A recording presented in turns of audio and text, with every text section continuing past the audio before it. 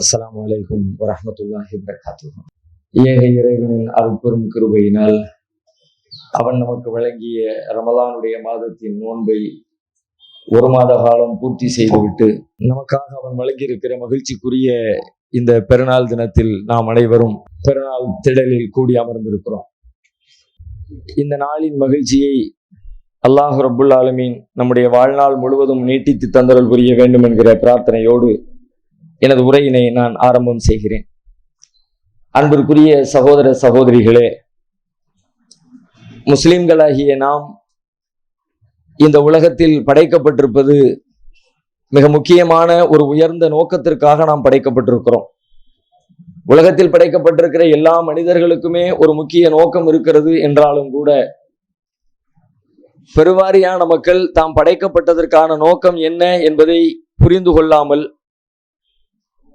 இயல்பாக உலகத்திலே பிறந்திருக்கிறோம், ஒரு குறிப்பிட்ட பருவத்திலே பொருளீட்டுகிறோம், திருமணம் செய்கிறோம், குழந்தைகளை பெற்றுக்கொள்கிறோம், பிறகு வயது முதிர்ந்து மரணித்து விடுகிறோம் என்கிற அடிப்படையிலே தம்முடைய வாழ்வு முடிந்து போய் விடுகிறது என்று எண்ணுகிற நிலையில் மனிதர்கள் படைக்கப்பட்டதற்கான நோக்கம் தெளிவுபடுத்தப்பட்டு மீண்டும் மீண்டும் அது நினைவுபடுத்தப்பட்டு கொண்டே இருக்கிறது.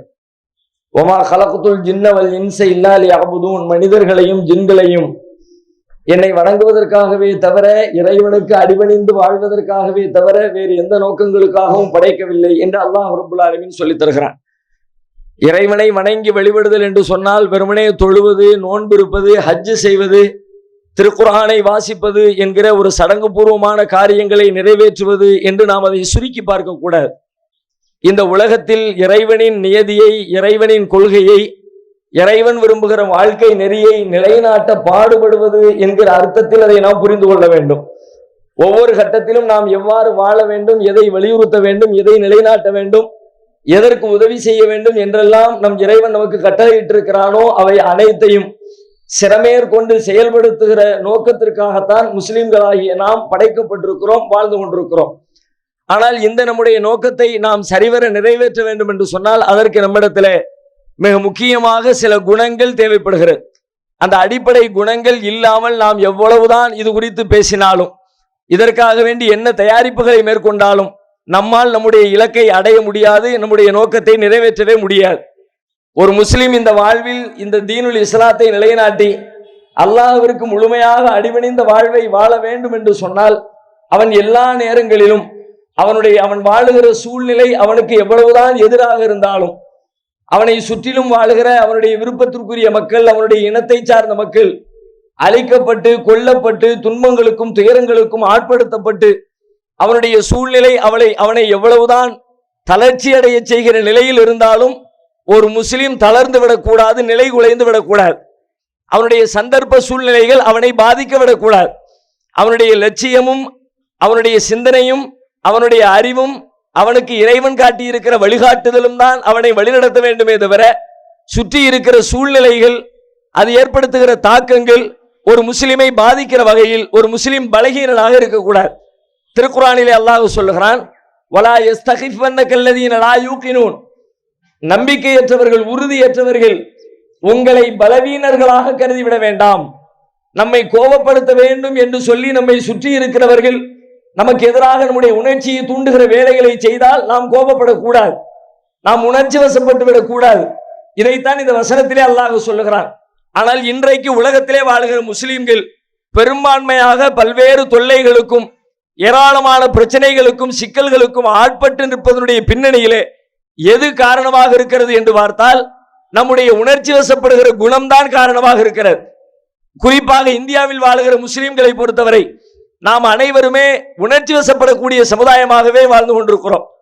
சிந்தனைக்கு முதலிடம் கொடுத்து, அறிவுக்கு முதலிடம் கொடுத்து, திட்டங்களுக்கு முதலிடம் கொடுத்து, இலக்கிற்கு முதலிடம் கொடுத்து, நம்முடைய லட்சியத்திற்கு முதலிடம் கொடுத்து, நம்மை சுற்றிலும் எவ்வளவுதான் பாதகமான சூழ்நிலை இருந்தாலும் அந்த இலக்கை நோக்கியே நகர்ந்து கொண்டிருக்கிற மக்களாக நாம இல்லை.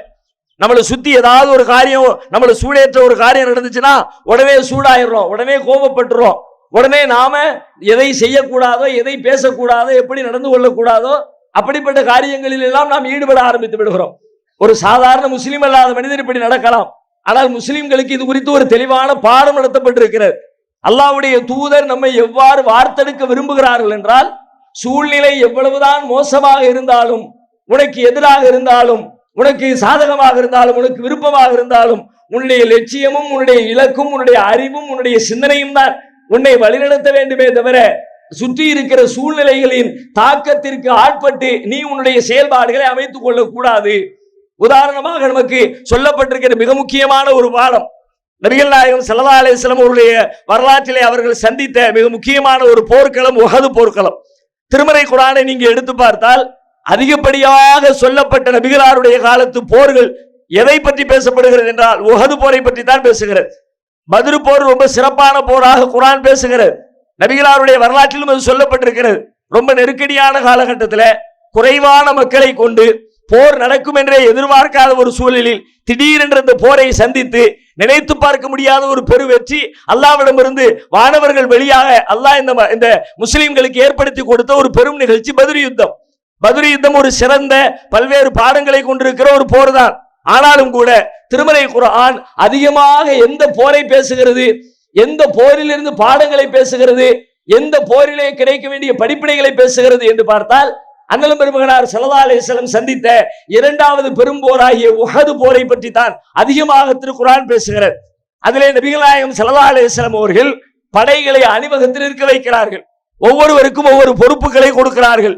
பல்வேறு வியூகங்களை வகுக்கிறார்கள். எதிரிகள் எங்கிருந்து வருவார்கள், நாம் எந்த பக்கத்திலே இருக்க வேண்டும், நமக்கு பின்னால் அரணாக எந்த மலை நிற்க வேண்டும், முன்னாள் படையின் தளபதியாக யார் இருக்க வேண்டும், வலது படையினுடைய தலைவராக யார் இருக்க வேண்டும், இடது பக்கத்திலே யார் பொறுப்பாளராக நிற்க வேண்டும் என்றெல்லாம் அண்ணலும் பெருமகனார் ஸல்லல்லாஹு அலைஹி வஸல்லம் ஒரு நீண்ட தயாரிப்புகளை உஹது போர்க்களத்திலே மேற்கொண்டு வருகிறார்கள். கடைசியில் நபிகள் நாயகம் ஸல்லல்லாஹு அலைஹி வஸல்லம் ஒரு 50 பேர் கொண்ட படை வீரர்களை பொறுக்கி எடுக்கிறார்கள். இந்த 50 பேர் கொண்ட குழுவிற்கு ஒருவரை தலைவராக நியமிக்கிறார்கள். நியமித்து அவர்களை ஒரு குறிப்பிட்ட மேட்டு பகுதியிலே மலை குன்றின் மீது நிற்க வைக்கிறார்கள். கணவாயை போல தெரிகிற மேல் பகுதியிலே நீங்கள் அனைவரும் நின்று கொள்ள வேண்டும். உங்களுடைய இடம் இந்த இடம் தான், அங்க நிக்கணும்னு சொல்லிட்டு நபிகளார் சொன்ன செய்தி தான் இந்த சமூகத்திற்கு நபிகளார் நடத்துகிற ஒரு பாடம். அவங்களை அங்க நிக்க சொல்லிட்டு நபி ஸல்லல்லாஹு அலைஹி வஸல்லம் சொல்றாங்க, ஓ இன்று ஐத்து மூணா, எங்களை நீங்கள் கண்டால், எங்களை என்றால் போர்க்களத்தில் நாங்க சண்டை போட்டுக்கிட்டு இருக்கிறோம், நீங்க மேல உட்கார்ந்து இருக்கிறீங்க, அங்கிருந்து நீங்க எங்களை பார்த்துக்கிட்டே இருக்கிறீங்க. எப்படி பாக்குறீங்க தெரியுமா? தக்தஃபுன தைர், எங்களுடைய உடல்களை கழுகுகள் பறவைகள் கொத்தி செல்வதை நீங்கள் பார்த்தால். அப்படின்னா என்ன அர்த்தம்? நாங்கள் தோல்வி அடைஞ்சிட்டோம், பயங்கரமான இழப்புகளுக்கு ஆளாயிட்டோம், நம்மள பல பேர் கொல்லப்பட்டுட்டாங்க. கொல்லப்பட்டதனுடைய விளைவு என்ன ஆயிடுச்சுன்னு கேட்டா, பறவைகள் வந்து செத்து கிடக்கிற பிணங்களை எடுத்து செல்லுகிற அளவிற்கு, கொத்தி தின்கிற அளவிற்கு நிலைமை ரொம்ப மோசமாயிடுச்சு. அப்படிப்பட்ட ஒரு சூழலை நீங்கள் கண்டாலும் ஃபலா தப்ரஹு மகானக்கும் ஹாதா, இந்த இடத்திலிருந்து நீங்கள் நகரக்கூடாது, ஹத்தா உருசில இலைக்கும், உங்களிடத்திலே நீங்கள் இறங்கி வாருங்கள் என்று நாங்கள் ஆள் அனுப்பி வைக்கிற வரைக்கும் நீங்கள் அங்கிருந்து கீழே இறங்க கூடாது.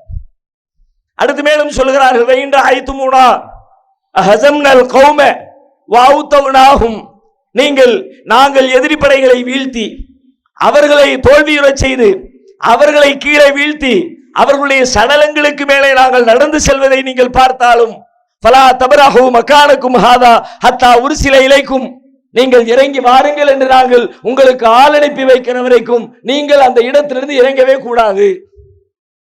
நன்றாக யோசிச்சு பாருங்க. தன் இனத்தை சார்ந்தவங்க இந்த முஸ்லிம்கள் ரத்த ஒன்றோடு ஒன்றாக கலந்து போனவங்க, ஒரு உடலை போல உள்ளவர்கள். நபிகளார் சொன்னாங்க, அல் மூமினூன கரஜுலின் வாஹிதின், மூமின்கள் ஒரு உடலை போன்றவர்கள். அப்படித்தான் உடம்புல ஒரு சதை வெட்டுப்பட்டு கிடக்குது, ஒரு கால் வெட்டுப்பட்டு கிடக்கிறது, ஒரு கை வெட்டுப்பட்டு கிடக்கிறது, ஒரு கண் குத்துப்பட்டு கிடக்கிறது, உடல் அவயங்கள் வெட்டுப்பட்டு கிடக்கிறது. எத்தனை பெரிய வேதனை, எத்தனை பெரிய வலி. அப்படிப்பட்ட வலியை நீங்கள் கண்ணாக கண்டாலும், மேல இருந்து பாக்குறீங்க கீழே உங்களுடைய தோழர்கள் எல்லாம் குத்துப்பட்டு கிடக்கிறாங்க, மேல இருந்து பாக்குறீங்க உங்களுடைய முஸ்லிம் சகோதரர்கள் எல்லாம் பறவைகளால் கொத்தி தின்னப்பட்டு கொண்டிருக்கிறாங்க, மேல இருந்து பாக்குறீங்க. அப்ப இந்த சூழல் ஒரு மனிதனை எந்த நிலைக்கு தள்ளும்? இவ்வளவு பெரிய ஆபத்துல நிக்கிறாங்க, பலவீனத்தை அடைஞ்சிட்டாங்க, தோல்வியை தழுவிட்டாங்க. இதுக்கு பிறகு நம்ம எதுக்கு இங்க நிக்கணும், நம்ம அவங்களோட பக்கபலமா போய் நிப்போம்னு சொல்லிட்டு நீ ஓடி வர நினைப்ப, ஓடி வராத. ஏன்னா நம்முடைய இலக்கு வேற. எப்படி போர்ல ஜெயிக்கணும்னு ஒரு வியூகம் வகுத்தாச்சு, அந்த வியூகத்துல வெற்றி பெறுகிற வரைக்கும் அவரவர் வேலையை அவரவர் பார்க்கணுமே தவிர சூழ்நிலைக்கு ஆட்பட்டு உணர்ச்சி வசப்பட்டு உன்னுடைய முடிவுகளை நீ மாற்றிக்கொள்ள கூடாது என்று நபிகள் நாயகம் ஸல்லல்லாஹு அலைஹி வஸல்லம் அந்த மக்களுக்கு பாடம் நடத்துகிறார்கள். இது அவர்களுக்கு சொல்லப்பட்ட பாடம் மட்டுமா? நமக்கும் சேர்த்து தானே, நமக்கும் சேர்த்து தானே. இன்றைக்கு நம்ம வாழுகிற சூழல்ல நமக்கு எதிராக எவ்வளவோ நம்மை கோபப்படுத்துகிற, நம்மை வெறியூட்டுகிற, நாம் ஏதாவது செய்ய மாட்டோமா, அடிக்க மாட்டோமா, ஆயுதம் தூக்க மாட்டோமா என்றெல்லாம் நம்மை கிண்டி பார்க்கிற ஏராளமான வேலைகள் தொடர்ந்து நடைபெற்றுக் கொண்டே இருக்கிறது. இப்படிப்பட்ட சூழலில் ஒரு முஸ்லிம் என்ன செய்ய வேண்டும்? என்ன இப்படி பேசிட்டான், அப்படி பேசிட்டான், விட்டு வைக்க மாட்டேன், நான் யாருன்னு காட்டுறேன் பாரு, உண்டு இல்ல நாக்கிறேன் என்றெல்லாம் உணர்ச்சி கொந்தளிப்பிலே பேசுகிற ஏராளமான முஸ்லிம்களை பார்க்கிறோம். ஆனால் ஒரு முஸ்லிமுக்கு அது அழகே இல்லை. முஸ்லிம்கள் எந்த நேரத்திலும் நிலை குலையாமல், உணர்ச்சி வசப்படாமல், சிந்தனையோடு அறிவோடு பிரச்சனைகளை எல்லாம் ஓரங்கட்டி வச்சுட்டு இலக்கு நோக்கி சிந்திக்கிற, என்ன பிரச்சனை, இது எப்படி தீர்க்கணும், என்ன முறையில் அணுகணும் என்று சிந்திக்கிற மக்களாக நாம் இருக்கணுமே தவிர, அவன் நம்மளை கோபப்படுத்தின உடனே, நம்ம மக்கள்ல 2 பேரை அடிச்ச உடனே, 2 பேரை கொலை பண்ணின உடனே நம்ம எல்லாரும் அதற்கு தகுந்தாற் போல ஒரு முடிவெடுத்தோம் என்று சொன்னால் நாம் இலக்கில வெற்றி பெறவே முடியாது. உஹது போர்க்களத்தில் அதான் நடந்துச்சு. நீ உணர்ச்சி வசப்படாத, அங்கே நில்லு ரசூலுல்லாஹ் சொன்னாங்க. ஆனா சஹாபாக்கள் உணர்ச்சி வசப்பட்டுட்டாங்க. நபிகள் நாயகத்தால் பயிற்றுவிக்கப்பட்ட அந்த தோழர்களே உணர்ச்சி வசப்பட்டுட்டாங்க. மேல இருந்து பாக்குறாங்க, ஆகா முஸ்லிம்கள் ஜெயிச்சுட்டாங்களே, எதிரி படை ஓடிக்கிட்டு இருக்கிறாங்க, முஸ்லிம்கள் எல்லாரும் களத்துக்குள்ள இறங்கி எதிரிகளுடைய கனிமத்து பொருட்களை புறக்கிக்கிட்டு இருக்கிறாங்க. இந்த நேரத்தில் நம்ம எதுக்கு இங்க சும்மா நிற்கணும், வெட்டியா உட்கார்ந்து வேலை பார்க்கறத விட அங்க போய் அந்த பொருட்களை, வாள், எதிரிகள் விட்டு சென்ற பொருட்களை புறக்குகிற வேலைகளை செய்வோம்னு அங்க இருக்கிற மக்கள் எல்லாம் புறப்பட்டு கீழே நோக்கி ஓடி வர ஆரம்பிச்சிட்டாங்க. அதனுடைய தலைவர் சொல்றாரு, அல்லாஹ்வுடைய தூதர் சொன்னது உங்களுக்கு நினைவில்லையா? யாரு காதலையும் விழல, எல்லாம் கீழே வந்தாங்க, செல்வத்துக்கு ஆசைப்பட்டாங்க, போர் செல்வங்களை பிரட்டினாங்க. இவர்கள் இங்கே மேல இருக்கிற இடம் காலியானது தெரிஞ்ச உடனே எதிரி படையை சார்ந்தவர்கள் பின்புறமாக வந்து அந்த மேட்டு பகுதியை ஆக்கிரமிச்சுக்கிறாங்க. மேல இருந்து அவர்கள் தாக்குதல் நடத்துறாங்க. இப்ப முஸ்லிம் படை நிலை குறைஞ்சு போச்சு. ஏன்னா மேல இருந்து கீழ இருந்து மேல தாக்குதல் நடத்தா இங்க இருந்து போகிற அம்பின் வேகம் குறைவாக இருக்கும். மேல இருந்து தாக்குதல் நடத்தினால் அங்கிருந்து கீழே வீசப்படுகிற அம்பின் வேகம் ஜாஸ்தியா இருக்கும். ஏன்னா கிரவுண்ட் போர்ஸ் வேற, ஈர்ப்பு விசை வேற இருக்குது. அவன் இயல்பா ஒரு அம்பு வேகத்தை விடுவான், அதை தாண்டி பூமி வேற ஈர்க்கும். இந்த ரெண்டுக்கு இடையில மேல இருந்து வீசும் பொழுது வருகிற வேகத்தின் அளவு ஜாஸ்தி, இழப்பின் அளவு ஜாஸ்தி, தாங்க முடியாத தொல்லை. எந்த அளவுக்கு தொல்லைன்னு கேட்டா, அல்லாஹ்வுடைய சஹாபாக்கள் எல்லாம் அல்லாஹ்வுடைய தூதர் நம்மோடு இருக்கிறாங்க, நமக்கு இப்படி நடக்கலாமா அப்படி எல்லாம் பேசும் பொழுது அல்லாஹ் சொன்னா, இப்ப ஏதோ உங்களுக்கு காயம் ஏற்பட்டுருச்சு, துன்பம் ஏற்பட்டுருச்சு அப்படின்னு புலம்புறீங்களே, இதுக்கு முன்னாடி அவங்களுக்கு அது மாதிரி தான் ஏற்பட்டுச்சு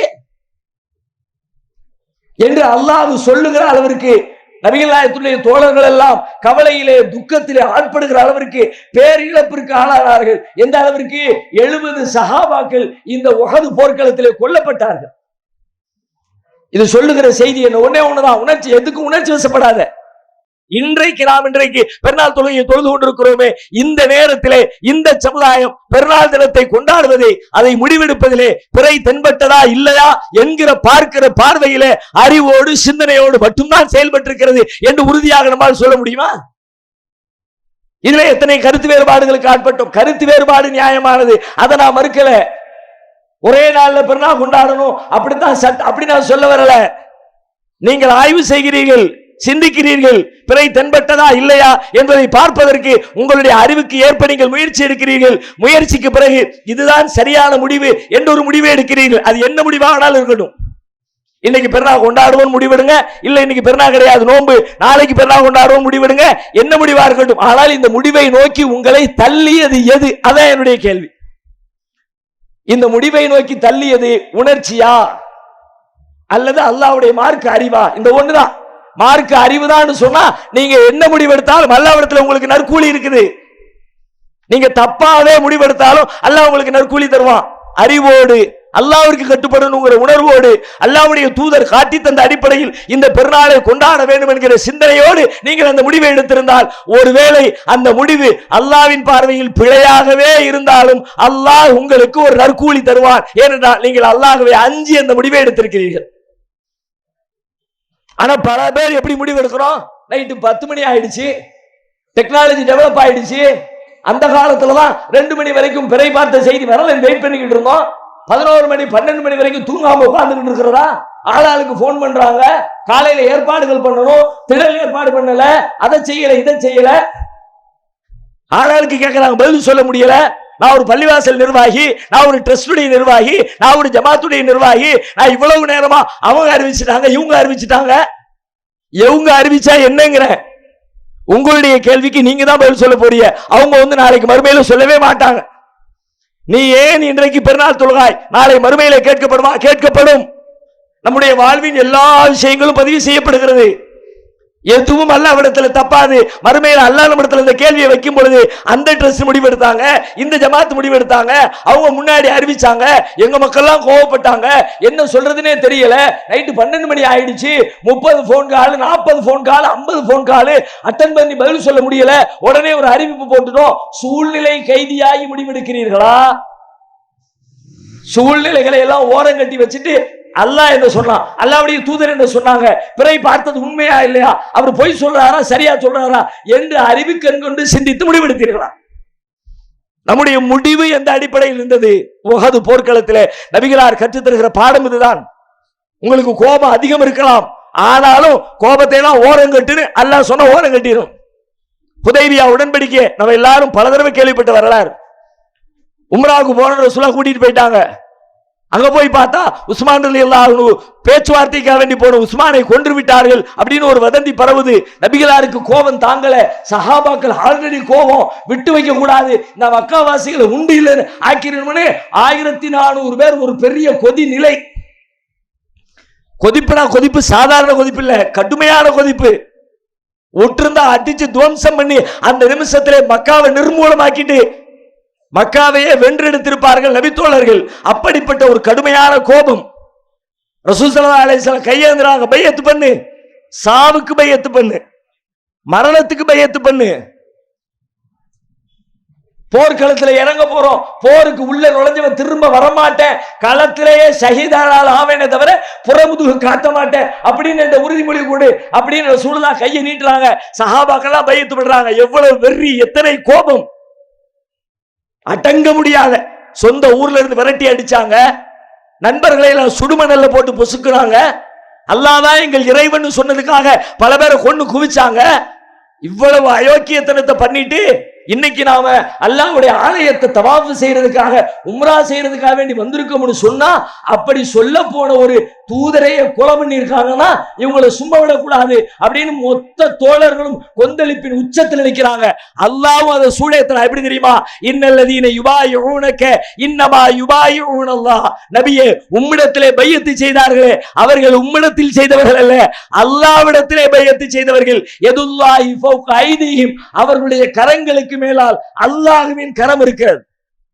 அல்லாஹ்வும் தன்னுடைய பங்குக்கு ஒட்டு மொத்தமா எதிரணியை காலி பண்ணி துவம்சம் பண்ணிடலாம் என்கிற மனநிலையில எப்ப போர் அறிவிக்கப்படும் எதிர்பார்த்திருக்கிற தருணத்துல நபிகள் நாயகம் ஸல்லல்லாஹு அலைஹி வஸல்லம் அறிவிப்பு செய்யறாங்க, போரும் கிடையாது, ஒண்ணும் கிடையாது, இந்த வருஷம் உம்ராவுக்கும் நம்ம உள்ளுக்குள்ள போறது இல்ல, தவாஃபும் பண்ணல, வந்த பயணத்தை இதோட முடிச்சிட்டு உம்ரா செஞ்சதா நினைச்சுக்கிட்டு குர்பானி கொடுக்கிறோம், குர்பானியை கொடு, மொட்டை அடிக்கிறவன் மொட்டை அடி, எல்லாம் ஊரை பார்க்க திரும்புவோம். எப்படி இருந்திருக்கு யோசிச்சு பாருங்க. இவ்வளவு டெம்ப்டை ஏத்திட்டு, இவ்வளவு தூரம் உணர்ச்சி ஏத்திட்டு சஹாபாக்களுக்கு தாங்க முடியல. உமர் ரலியல்லாஹு அன்ஹு என்ன போறாங்க, அல்லாஹ்வுடைய தூதரே என்ன நடக்குதுங்க? அலஸ்த நபியல்லாஹி ஹக்கா, நீங்கள் அல்லாஹ்வுடைய நபி இல்லையா? உண்மையிலே நீங்கள் அல்லாஹ்வின் தூதர் இல்லையா? நபிகளார் சொன்னாங்க, பலா, நாம் தூதர் தான். அலஸ்னா அலல் ஹக்கி வ அதுனா அலல் பாத்தில், நாம் சத்தியத்திலேயும் நம்முடைய எதிரிகள் அசத்தியத்திலேயும் இல்லையா? பலா, ஆமா, அப்படித்தான் இருக்கிறோம். ஃபலிமன் உத்தி தனியத ஃபீ தீனினா இதன், அப்படினா நம்ம எதுக்கு இவ்வளவு தூரம் இறங்கி போகணும்? ஒரு வார்த்தை சொல்லுங்க, உள்ள இறங்கி எல்லாத்தையும் அடிச்சு காலி பண்ணிடுறோம், எதுக்கு தேவையில்லாம இவ்வளவு தூரம் கீழே இறங்கி போகணும்? நபிகளார் சொல்றாங்க, இன்னி ரசூலுல்லாஹ், நான் அல்லாஹ்வின் தூதர், வலமாசி, அவனுக்கு நான் மாறு செய்ய மாட்டேன், வஹுவ நாசிரி, அவன் எனக்கு உதவி செய்வான். வேற வார்த்தையே கிடையாது. அவ்வளவு கோபத்தில் உச்சத்தில் ஏற்றப்பட்ட நபி தோழர்கள் வேற வழியே இல்லை, சரணடைஞ்சிட்டாங்க. அல்லாஹ்வுடைய தூதர் சொல்லிட்டாங்க, முடிஞ்சு போச்சு. எதை காட்டுகிறது இந்த நிகழ்ச்சி? நம்முடைய சூழல் நம்மை எவ்வளவு பாதித்தாலும் நம்மளை சூடாக்கணும், நம்ம ஏதாவது பேசணும், நம்ம ஏதாவது அடிக்கணும் அப்படின்னு நம்மளை சூடேற்ற வேலையை ஒருத்தன் செஞ்சாமனா, நானா முடிவெடுக்காத வரைக்கும் நான் கோபப்பட மாட்டேன். நீ என்ன வேணாலும் பேசிக்க போ, அஸ்ஸலாமு அலைக்கும்னா சீக்கிரம் நீ சாவு அப்படின்னா ரசூலுல்லாஹ்ட்ட ரசூலுல்லாஹ் நம்மளை பார்த்து சொன்னா உடனே யாரை பார்த்து நான் சொன்னேன், அடுத்த செகண்டே டென்ஷன் தான். ரசூலுல்லாஹ் ஒரு டென்ஷனும் இல்லையே. நபிகளார் தன் வாழ்நாள் முழுக்க காட்டிய சொன்ன செய்தி இதுதான். இந்த சமூகத்திற்கு உணர்ச்சி வசப்பட்டு சூழ்நிலைக்கு கைதிகளாக மாறி உங்களுடைய முடிவுகளை எடுக்காதீர்கள். தூர நோக்கோடு அறிவு கண் கொண்டு சிந்தனையை செலுத்தி அமைதியாக நிதானமாக உங்கள் முடிவுகளை எடுங்கள். அதுதான் உங்களுக்கு வெற்றியை பெற்று தரும் என்று சொன்னார்கள். இந்த உலகத்திலே வெற்றி பெறுவதற்கும் நாளை மறுமையிலே வெற்றி பெறுவதற்கும், இந்த உலகத்தின் எதிரிகளை வீழ்த்துவதற்கும், நாளை மறுமைக்கு நமக்கு எதிரியாக வர இருக்கிற ஷைத்தானை வீழ்த்துவதற்கும் எல்லா இடங்களிலும் நிதானமும் அமைதியும் சிந்தனையும் மட்டுமே உதவும். உணர்ச்சி வசப்பட்டு எடுக்கிற முடிவுகள் நமக்கு உதவாது என்பதை இந்த நாளில் ஒரு முடிவாக எடுத்து அதை ஒரு பயிற்சியாக மேற்கொண்டு கோபம் வருகிற தருணங்களில் எல்லாம் நபிகளாரின் இந்த வரலாற்று செய்திகளை நினைவுபடுத்தி நம்மை பக்குவப்படுத்தி கொண்டோம் என்று சொன்னால் இந்த உலகத்திலும் நாளை மறுமையிலும் நம்மை வெல்லுவோர் எவரும் இல்லை. அல்லாஹ் ரப்பல் ஆலமீன் அப்படிப்பட்ட வெற்றி பெற்ற கூட்டத்திலே நம் அனைவரையும் சேர்த்தருள் புரிவானாக.